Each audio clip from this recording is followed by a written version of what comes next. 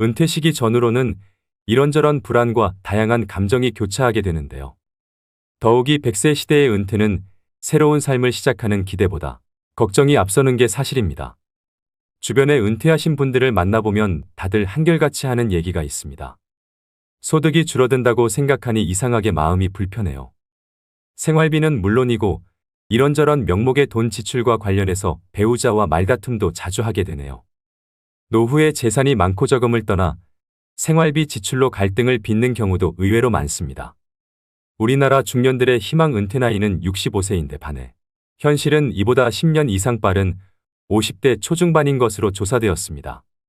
이러한 이유 등으로 노후의 적정 생활비는 평균 369만 원이지만 실제 현실은 212만 원에 불과했는데요. 더 큰 문제는 우리나라 국민 52% 정도는 노후 준비를 시작도 못한 상황이라 노년기의 생존 리스크에 그대로 노출돼 있는 실정입니다. 이처럼 성공적으로 잘 나가던 사람들도 은퇴를 하게 되면 남은 인생에 대한 불안과 경제적인 압박감으로 마음이 급해져서 돌이킬 수 없는 악수를 두는 경우가 많이 있습니다. 주변에서 말려도 나는 다르다면서 굳이 그 길을 시작하시는 분들이 계십니다. 그래서 오늘은 은퇴 전문가들이 꼽은 은퇴 후에 패인되는 지름길 5가지에 대해 알려드리려고 합니다. 은퇴 후 절대 하지 말아야 하는 첫 번째는 잘 모르는 분야에 절대 투자하지 않기입니다. 아침부터 저녁까지 밤낮 없이 회사에 매여 살다가 갑자기 아침에 갈 곳도 없고 집에 있자니 가족들 눈치도 보이고 무언가를 해야겠다는 생각이 점점 더 사람을 조급하게 만드는데요. 그래서 이 사람 저 사람 만나다가 안 해본 것에 투자하게 됩니다. 은퇴 이후 절대 하지 말아야 할 것 중 첫 번째가 살면서 한 번도 해보지 않은 것에 돈을 투자하는 것입니다. 지금 세상이 너나 할 거 없이 먹고 살기 힘든 세상입니다. 그렇다 보니 어르신들 같이 순진한 퇴직자들의 은퇴 자금과 퇴직금을 노리는 사기꾼들이 천지입니다.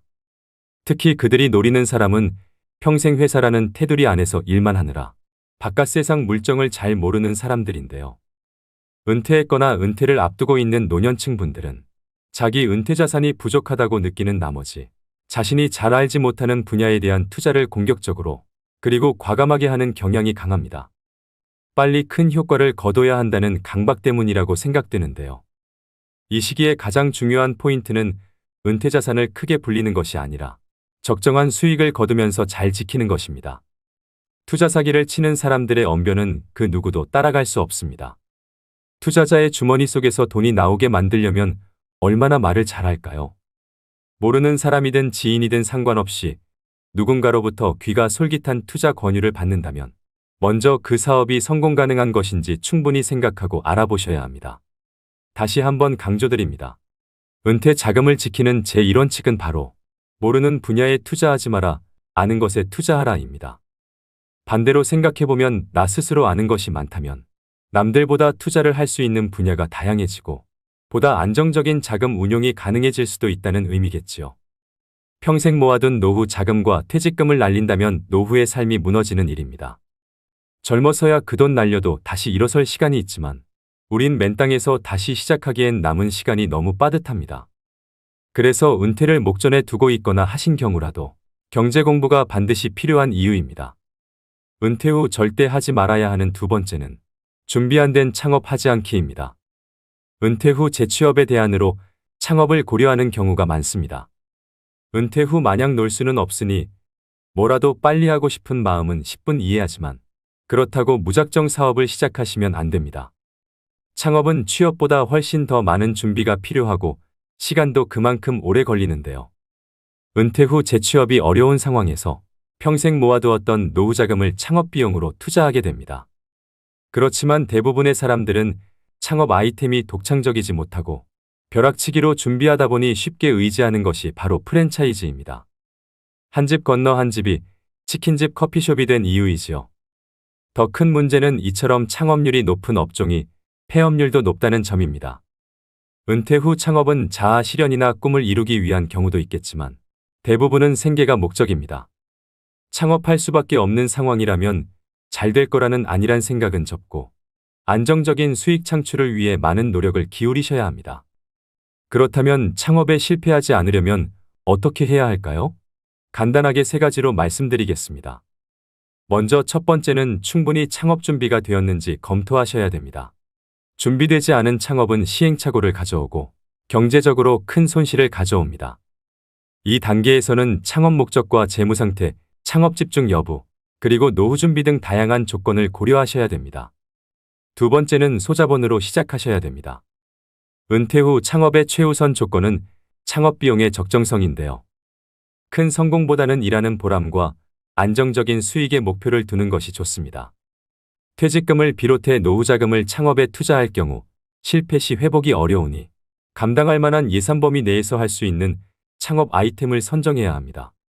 세 번째는 잘 알고 좋아하는 일을 하셔야 됩니다. 우리가 살아가는 궁극적인 목적은 행복입니다. 노후에는 조금 덜 벌더라도 일 자체에서 큰 스트레스를 받지 않아야 합니다. 그래야 시간이 지날수록 일 자체에서 기쁨과 보람도 느낄 수 있는데요.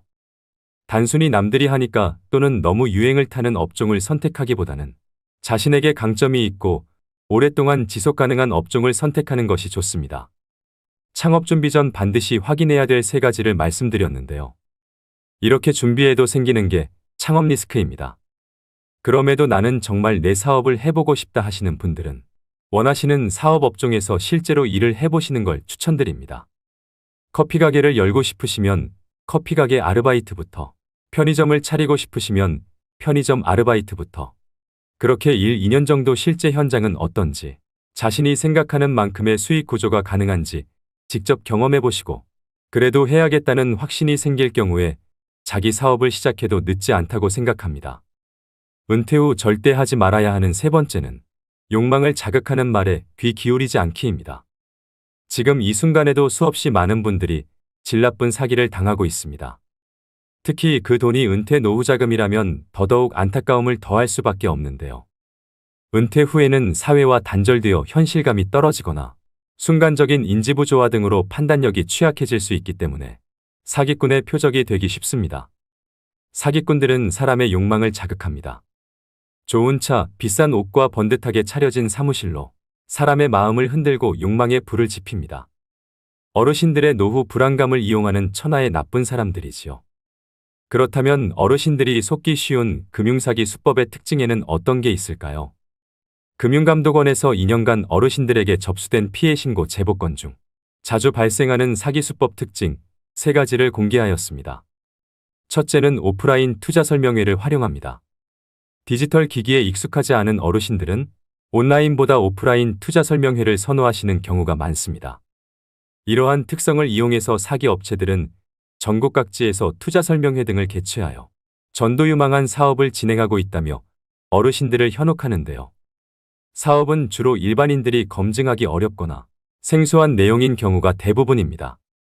둘째는 평생연금처럼 확정 수익을 지급한다고 현혹합니다. 노후 대비가 되어 있지 않거나 미래 현금 흐름이 불확실한 어르신들이 표적입니다. 실제로 일정 기간 동안은 약속한 확정 수익을 지급하며 믿음을 주어 지급한 배당금도 재투자로 이끌어내는 방식을 사용한다고 합니다.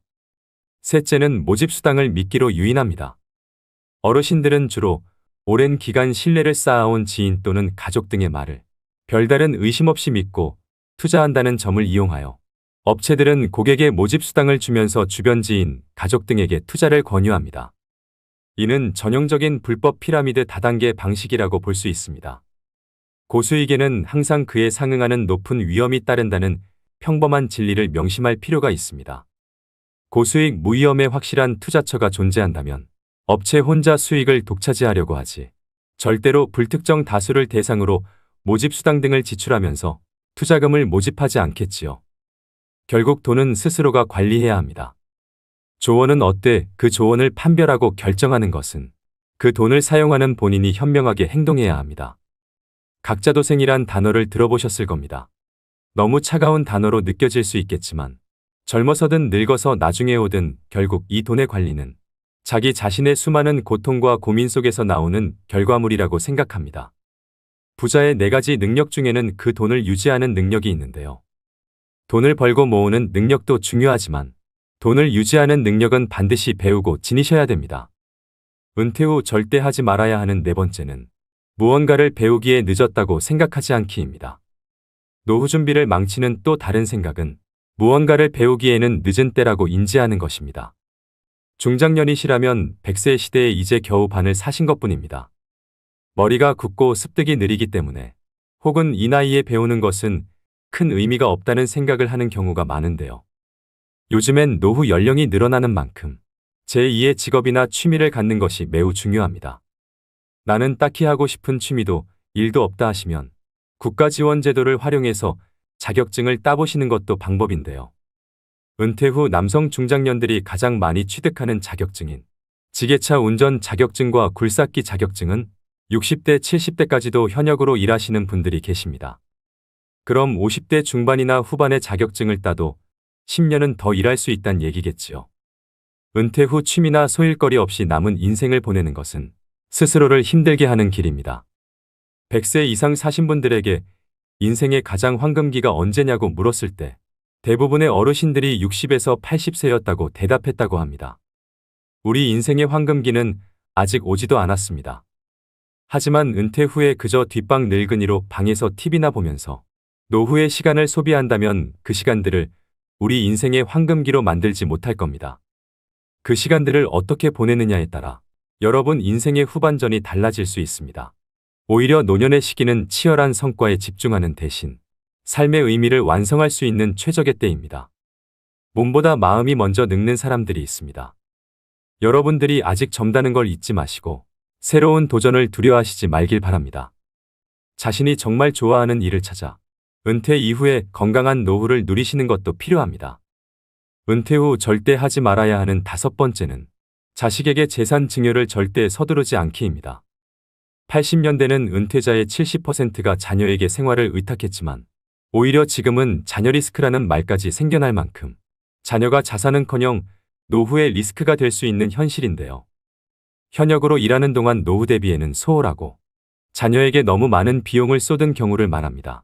또 노후 자금은 어느 정도 마련해 놨다고 하더라도 자녀 리스크를 관리하지 못하면 노후 설계에 실패할 수밖에 없다는 얘기이기도 하지요. 여러분들 주변에도 그런 분들이 계실지 모르겠지만 제 주위에는 일찍이 자식에게 전 재산을 넘기고 노후를 딱하게 살고 계시는 분들이 몇몇 있는데요. 젊어서는 상가도 여러 개 가지고 부유하게 사셨던 분이셨습니다.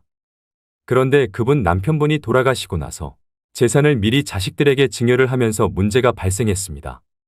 그 과정에서 자식들끼리도 서로 더 가지려고 싸움이 나서 지금은 그 자식들끼리도 서로 안 보고 산다고 합니다.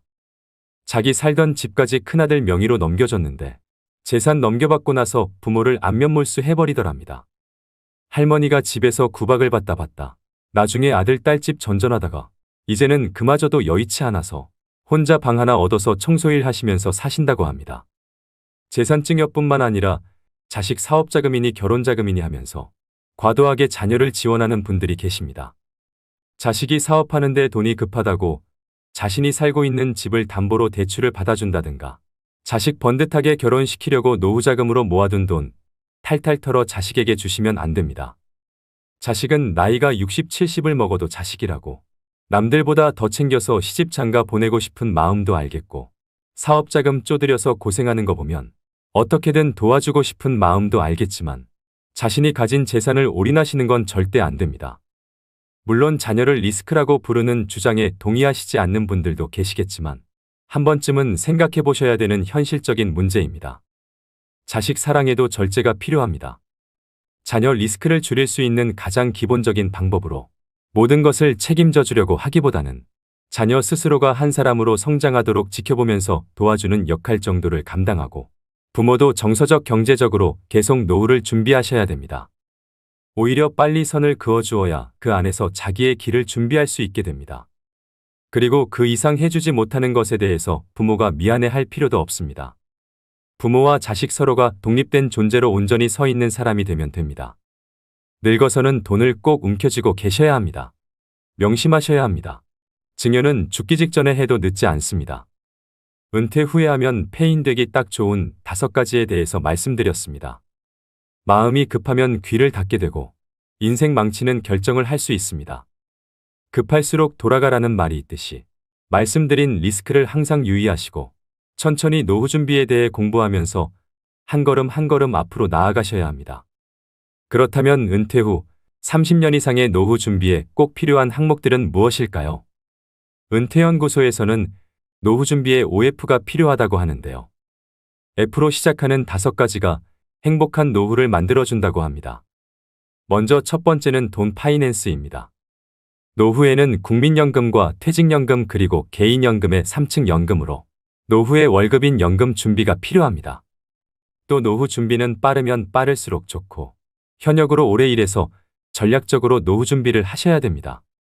여기서 반드시 확인해야 하는 부분이 퇴직연금과 개인연금은 수령받는 금액과 수령할 수 있는 기간이 있다는 점입니다.